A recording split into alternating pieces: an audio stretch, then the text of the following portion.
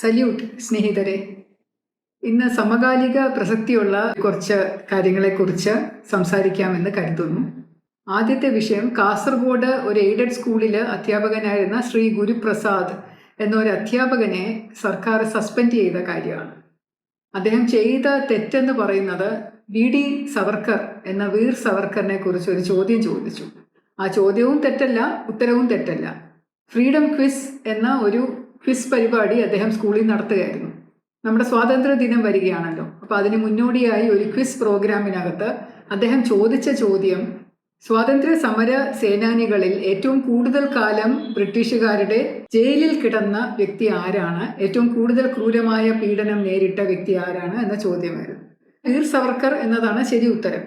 കാരണം വീർ സവർക്കർ എന്ന വിനായക് ദാമോദർ സവർക്കർ അദ്ദേഹം 1910 മുതൽ ഏകദേശം 27 വർഷക്കാലത്തോളം തടങ്കലിലായിരുന്നു. ആദ്യം അറസ്റ്റ് ചെയ്ത് കുറച്ച് നാളെ UK ഒരു പ്രിസണിൽ, അത് കഴിഞ്ഞ് ഷിപ്പിൽ തിരിച്ചു കൊണ്ടുവന്ന് ഭാരതത്തിലെ യർവാഡ ജയിലിൽ പൂനെയിൽ 1 വർഷത്തോളം, അതിനുശേഷം കാലാപാനി എന്ന് പറയുന്ന ആൻഡമാൻസിലെ സെല്ലുലാർ ജയിലിലേക്ക് അദ്ദേഹത്തെ മാറ്റുകയും അവിടെ വെച്ച് വളരെ ക്രൂരമായിട്ടുള്ള പീഡനങ്ങളും യാതനകളും നേരിടേണ്ടി വരികയും ചെയ്തു. ഏകദേശം 11 വർഷത്തോളം അദ്ദേഹം കാലാപാനി ജയിലിൽ കഴിയുകയും അതിനുശേഷം ആ ജയിൽ അടച്ചു പൂട്ടുന്ന ഒരു സാഹചര്യം വന്നപ്പോഴാണ് തിരിച്ച് വീണ്ടും അദ്ദേഹത്തെ കൊണ്ടുവന്ന് രത്നഗിരിയിലുള്ള ഒരു ജയിലിൽ താമസിപ്പിക്കുകയും പിന്നീട് ആ ജയിലിൽ നിന്ന് പുറത്തു പോയതിനു ശേഷം അദ്ദേഹത്തെ രത്നഗിരിയിലെ ഒരു വീട്ടിൽ കരുതൽ തടങ്കലിൽ വെക്കുകയുമാണ് ചെയ്തിരുന്നത്. ആ സമയത്താണ് അദ്ദേഹം ഏറ്റവും കൂടുതൽ എഴുത്തുകൾ എഴുതിയിട്ടുള്ളതും പുസ്തകങ്ങൾ പ്രസിദ്ധീകരിച്ചിട്ടുള്ളതും ഒക്കെ. അതിനു മുമ്പും പുസ്തകങ്ങൾ പ്രസിദ്ധീകരിച്ചിരുന്നു. അതൊക്കെ ഒരു കാരണമാണ് അദ്ദേഹത്തെ അറസ്റ്റ് ചെയ്യാൻ. ലണ്ടനിൽ പഠിക്കുന്ന അവസരത്തിൽ അദ്ദേഹം കുറച്ചധികം കത്തുകൾ എഴുതുകയും ലേഖനങ്ങൾ എഴുതുകയും പുസ്തകങ്ങൾ എഴുതുകയും 1857 പ്രതിഷേധം ഒരു ആദ്യത്തെ സ്വാതന്ത്ര്യ സമരമായി പ്രഖ്യാപിക്കുകയൊക്കെ ചെയ്തത് ബ്രിട്ടീഷുകാരെ ചൊടിപ്പിച്ചിട്ടുണ്ട്.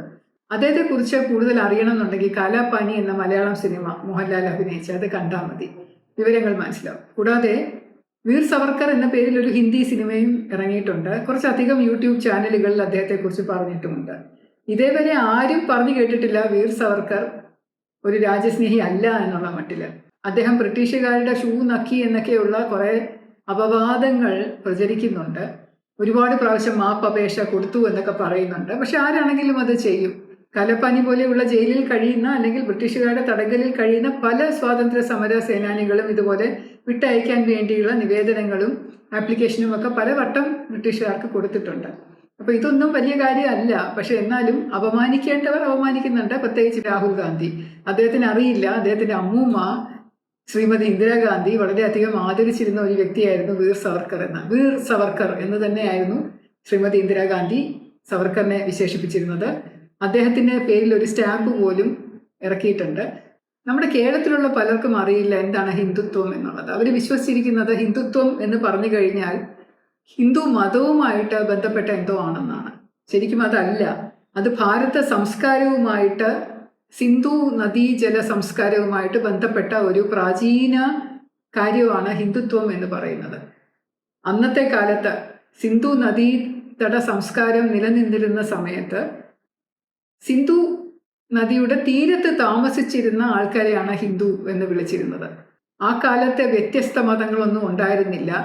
ഒരൊറ്റ മതം മാത്രമേ ഉണ്ടായിരുന്നുള്ളൂ. അതിനെ വേണമെങ്കിൽ ഹിന്ദു മതം എന്ന് വ്യാഖ്യാനിക്കാം.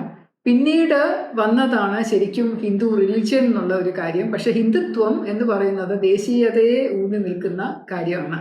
നമ്മുടെ ആചാരങ്ങളും അനുഷ്ഠാനങ്ങളും സംസ്കാരവും പ്രാചീനമായിട്ടുള്ള പലതും സംരക്ഷിക്കുന്ന, പല രീതിയിലും ജീവിക്കുന്ന ആ ഒരു വ്യക്തിത്വത്തെ, ആ ഒരു മഹനീയമായിട്ടുള്ള കാഴ്ചപ്പാടിനെയാണ് ഹിന്ദുത്വം എന്ന് പറയുന്നത്. ഹിന്ദുത്വത്തിനോട് ഉറച്ചു നിന്നിരുന്ന ഒരു വ്യക്തി ആയതുകൊണ്ട് കേരളത്തിലെ ഇപ്പോൾ വിദ്യാഭ്യാസ വകുപ്പ് ഭരിക്കുന്നത് മുസ്ലിം ലീഗ് ആണല്ലോ. അപ്പോൾ അവർക്കൊന്നും അത് ഇഷ്ടപ്പെടില്ല. അതുകൊണ്ടായിരിക്കാം സവർക്കറിനെ കുറിച്ചൊരു ചോദ്യം വന്നപ്പോൾ ഇങ്ങനെ ഒരു നടപടി ആ സാറിനെതിരെ ഉണ്ടായത്. കഷ്ടമാണ് എന്നല്ലാതെ വേറൊന്നും പറയാനില്ല. ഇത് കേരളത്തിലെ ഭൂരിഭാഗം ജനങ്ങളും മനസ്സിലാക്കേണ്ട ഒരു കാര്യം കൂടിയാണ്. കാരണം ഇന്ത്യൻ നാഷണൽ കോൺഗ്രസ് ആണ് ഏറ്റവും കൂടുതൽ പ്രാവശ്യം ബ്രിട്ടീഷുകാരോട് വീർ സവർക്കറിന്റെ മോചനത്തെക്കുറിച്ച് മെമ്മോറാണ്ടം ഇറക്കുകയും കത്ത് നൽകുകയും അഭ്യർത്ഥിക്കുകയും ഒക്കെ സർക്കാരിനോട് ചെയ്തിട്ടുള്ളത്. അതും നമ്മൾ മറക്കരുത്. രണ്ടാമതായി ഞാൻ പറയാൻ ആഗ്രഹിക്കുന്ന വിഷയം ശ്രീ ടി ജി മോഹൻദാസിനെ കുറിച്ചാണ്. ശ്രീ ടി ജി മോഹൻദാസ് തെറ്റ് ചെയ്തതായിട്ട് എനിക്ക് തോന്നുന്നില്ല. അദ്ദേഹത്തിൻ്റെ വീഡിയോകളെല്ലാം മിക്കവാറും കാണുന്ന ഒരു വ്യക്തിയാണ് ഞാൻ. അദ്ദേഹത്തിൻ്റെ ചാനൽ ചർച്ചകൾ കാണാൻ നല്ല രസമാണ്. ഇത്രയും ധൈര്യമായി, ഇത്രയും ഉറച്ച ആദർശത്തോടു കൂടി, ഇത്രയും നല്ല വിജ്ഞാനത്തോടു കൂടി ചാനലിലുള്ള ചില ആൾക്കാരുമായിട്ട് സംസാരിക്കുന്ന കാണുമ്പോൾ അറിയാതെ ബഹുമാനം പോലും തോന്നിപ്പോയിട്ടുണ്ട്. പിന്നെ അദ്ദേഹത്തിനുള്ളത് വളരെ നർമ്മരസം തുളുമ്പുന്ന ഒരു സംഭാഷണ ശൈലിയാണ്. നമ്മളങ്ങ് കേട്ടിരുന്നു പോകും. പിന്നെ ചിലപ്പോൾ അറിയാതെ ചിരിച്ചു പോകും. അപ്പം അങ്ങനെയുള്ള ഒരു ആളിനെ ഇതുപോലെയുള്ള ഒരു വീഡിയോ ചെയ്തു എന്ന് പറഞ്ഞ PDPക്കാർ കൊടുത്ത ഒരു പരാതിയുടെ അടിസ്ഥാനത്തിൽ സൈബർ പോലീസ് അറസ്റ്റ് ചെയ്യുന്ന ഒരു പ്രഹസനം ഇത് വളരെ കഷ്ടമായി പോയി എന്നേ പറയാനുള്ളൂ. PDPക്കാർ മാത്രമല്ല, കമ്മ്യൂണിസ്റ്റിന്റെ കുറച്ച് യുവ സംഘടനകളും ഈ വീഡിയോ ഇറങ്ങിയതിന്റെ പുറകെ അദ്ദേഹത്തിന്റെ വീട്ടിലേക്ക് ഒരു പ്രകടനം നടത്തുകയൊക്കെ ചെയ്തു. SFIക്കാര്, AIYFക്കാര്. പിന്നെ ആനി രാജ എന്ന് പറയുന്ന കമ്മ്യൂണിസ്റ്റ് നേതാവും അദ്ദേഹത്തിനെതിരെ പരാതി പോലീസിന് കൊടുത്തു എന്നാണ് ഞാൻ അറിയുന്നത്. എന്തായാലും PDP ഒരു നേതാവിന്റെ പരാതിയുടെ അടിസ്ഥാനത്തിലാണ് കേസ് രജിസ്റ്റർ ചെയ്തിരിക്കുന്നതെന്നാണ് അറിയാൻ സാധിച്ചത്. ആ കേസ് രജിസ്റ്റർ ചെയ്തതിന് ശേഷം ഒരു 10-11 ദിവസത്തിന് ശേഷമാണ് ഈ അറസ്റ്റ് നാടകം നടത്തിയത്. അദ്ദേഹം പറഞ്ഞത്, ഇപ്പോഴത്തെ സർക്കാരിന്റെ സ്ഥാനത്ത് ഞാനായിരുന്നു എങ്കിൽ കോക്രോച്ചിന്റെ സമരം പൊളിക്കാനായി ഞാൻ ചെയ്തിരുന്നത് അവിടെ ജന്തർ മന്ദർ എന്ന് പറയുന്ന സ്ഥലത്തിന്റെ 4 സ്ക്വയർ മീറ്റർ ചുറ്റളവിൽ കർഫ്യൂ വരുത്തുമെന്നാണ്. കർഫ്യൂ എന്ന് പറയുന്നത് ആളുകൾ കൂടി നിൽക്കാൻ പാടില്ല എന്നുള്ള ഒരു സർക്കാർ നിയമം, അത് ഞാൻ കൊണ്ടുവരും. കർഫ്യൂ വന്നു കഴിഞ്ഞാൽ എന്താണ്, ആളുകൾ കൂടാൻ പാടില്ല. കൂടുന്നവരെ എന്താ ചെയ്യേണ്ടത്, പിരിഞ്ഞു പോകാൻ പറഞ്ഞ് 3 പ്രാവശ്യം വാർണിംഗ് കൊടുക്കും. നിങ്ങൾ പിരിഞ്ഞു പോകൂ, പിരിഞ്ഞു പോകൂ, പിരിഞ്ഞു പോകൂ. എന്നിട്ടും പിരിഞ്ഞു പോയില്ല എന്നുണ്ടെങ്കിൽ വെടിവെക്കും. അതാണ് ശരിക്കും പോലീസ് നടപടി എന്ന് പറയുന്നത്. അതാണ് കർഫ്യൂ ഉള്ള സ്ഥലത്ത് ആളുകൾ കൂടാൻ പാടില്ല. കൂടിയാൽ വാർണിംഗ് കൊടുക്കുക, 3 പ്രാവശ്യം കൊടുക്കുക, മാറിയില്ലെങ്കിൽ വെടിവെക്കുക. അപ്പം അങ്ങനെ ഞാനത് ചെയ്യും. അതിലെ വെടിവെപ്പിൽ ചിലർ വീഴും, ചിലർക്ക് പരിക്ക് പറ്റും, ചിലർ മരണപ്പെടും. പക്ഷേ 4 മണിക്കൂർ കൊണ്ട് ഈ പ്രശ്നം അതോടുകൂടി തീരും എന്നാണ് അദ്ദേഹം പറഞ്ഞത്. അദ്ദേഹത്തിൻ്റെ കാഴ്ചപ്പാടനുസരിച്ച് ഞാനായിരുന്നു ആ സ്ഥാനത്തെങ്കിൽ എന്ത് ചെയ്തേനെ എന്നുള്ള കാര്യം പറഞ്ഞതിന് മറ്റുള്ളവർക്ക് എന്താണ് ഇത്ര വലിയ ബുദ്ധിമുട്ട്, എന്തുകൊണ്ടാണ് അത്, എങ്ങനെയാണ് അത് യുവാക്കൾക്കെതിരെ, സ്റ്റുഡൻസിനെതിരെ അല്ലെങ്കിൽ അവരെയൊക്കെ വെടിവെച്ച് കൊല്ലണം എന്നുള്ള ഒരു പ്രഖ്യാപനമായി മാറുന്നത്, അതെനിക്ക് മനസ്സിലാവുന്നില്ല. എല്ലാവർക്കും വ്യത്യസ്തമായിട്ടുള്ള കാഴ്ചപ്പാടുണ്ട്. ആ കാഴ്ചപ്പാട് പറയാൻ അവകാശമില്ലെങ്കിൽ എന്ത് ചെയ്യും?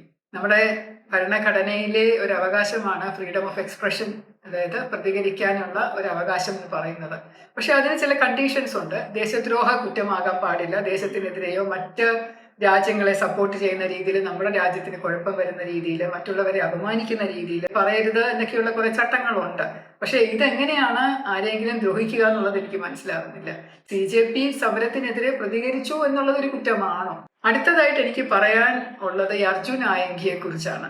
അവനെക്കുറിച്ചൊന്നും സംസാരിക്കേണ്ട കാര്യമില്ലെങ്കിൽ പോലും 23-ലധികം കേസിൽ പ്രതിയായിട്ടുള്ള ഒരു ഗുണ്ട, CPMന്റെ സൈബർ പോരാളിയായി അറിയപ്പെട്ടിരുന്ന ആള്, ഇപ്പൊ അവർ തള്ളിപ്പറയുന്നൊക്കെ ഉണ്ടെങ്കിൽ പോലും ആളെ അറസ്റ്റ് ചെയ്യുമ്പോൾ ഒരു കാപ്പ കേസ് അയാൾക്കെതിരെ ഉണ്ടായിരുന്നില്ല എന്നുള്ളത് വളരെ കഷ്ടമല്ലേ?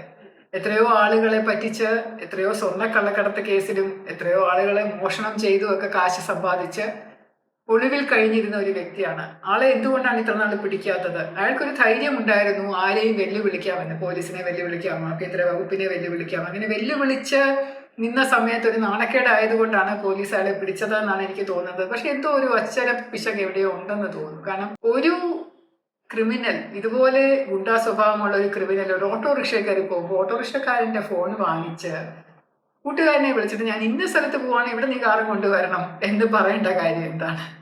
ഓട്ടോറിക്ഷക്കാരൻ അത് പോലീസുകാരനോട് പറയും എന്ന് അയാൾക്ക് അറിയില്ലേ? ആ ഫോൺ പോലീസിന് ട്രേസ് ചെയ്ത് എവിടെ നിന്നാണ് അയാൾ പോയത്, എവിടെയാണ് ഇറങ്ങിയത് എന്ന് കണ്ടുപിടിക്കാൻ പറ്റുമെന്ന് അയാൾക്ക് അറിയില്ലേ? അപ്പൊ അങ്ങനെ അറിവില്ലാത്ത ഒരു വ്യക്തിയാണോ? അതുപോലെ 2.5 മണിക്ക് ഒരു അഡ്വക്കേറ്റിന്റെ വീട്ടിലിരിക്കുമ്പോഴാണ് പോലീസ് പോയി അറസ്റ്റ് ചെയ്തത് എന്ന് പറയുന്നു. അഡ്വക്കേറ്റ് പറയുന്നു മുൻകൂർ ജാമ്യത്തിന് വേണ്ടി വന്നതാണ്, അഡ്വൈസ് ചോദിച്ചു വന്നതാണെന്ന്. പോലീസ് പറയുന്നു ആ അഡ്വക്കേറ്റിന്റെ വീട്ടിൽ ഒളിവിൽ കഴിയുകയായിരുന്നു എന്ന്. അപ്പൊ ഇതൊക്കെ ഒരു പ്രഹസനമായിട്ട് തോന്നുന്നതിൽ തെറ്റു പറയാൻ പറ്റുമോ? അടുത്ത ഒരു വിഷയം പറയാനാണെങ്കിൽ അത് വന്ദേ മാതരം എന്ന നമ്മുടെ ദേശഗാനത്തെ കുറിച്ചുള്ള ഒരു വലിയ വിവാദം ഇവിടെ നടക്കുന്നു. വടക്കൻ കേരളത്തിൽ ഭീകരമായ ഫ്ലഡ്, കുത്തൊഴുക്ക്, മഴക്കെടുതിയൊക്കെ നടക്കുന്നു. ഒരുപാട് പേർക്ക് ബുദ്ധിമുട്ടുണ്ടാകുന്നു. നമ്മുടെ മത്സ്യത്തൊഴിലാളികൾ കുറെ പേരെ കാണാതാകുന്നു. അപ്പൊ ഇതൊക്കെ ചർച്ച ചെയ്യുന്നതിന് പകരം വന്ദേ മാതരം മുഴുവൻ പാടണോ വേണ്ടിയോ എന്നുള്ളൊരു വലിയ ചർച്ച നടക്കുന്നതും വളരെയധികം കഷ്ടമായിട്ട് തോന്നുന്നു. കാരണം വന്ദേ മാതരം എന്ന് പറയുന്ന ദേശഭക്തി ഗാനം എഴുതിയ ബങ്കിം ചന്ദ്ര ചാറ്റർജി അദ്ദേഹത്തിന്റെ ആശയത്തിൽ എഴുതിയ ഒരു ഗാനമാണ്. അതിന്റെ ആദ്യത്തെ 4 വരി മാത്രം പാടുന്നത് കൊണ്ട് എന്താണ്, ആർക്കാണ് ഗുണം? അത് മുഴുവൻ പാടിയത് കൊണ്ട് ആർക്കാണ് ദോഷം? എന്താണ് ദോഷം?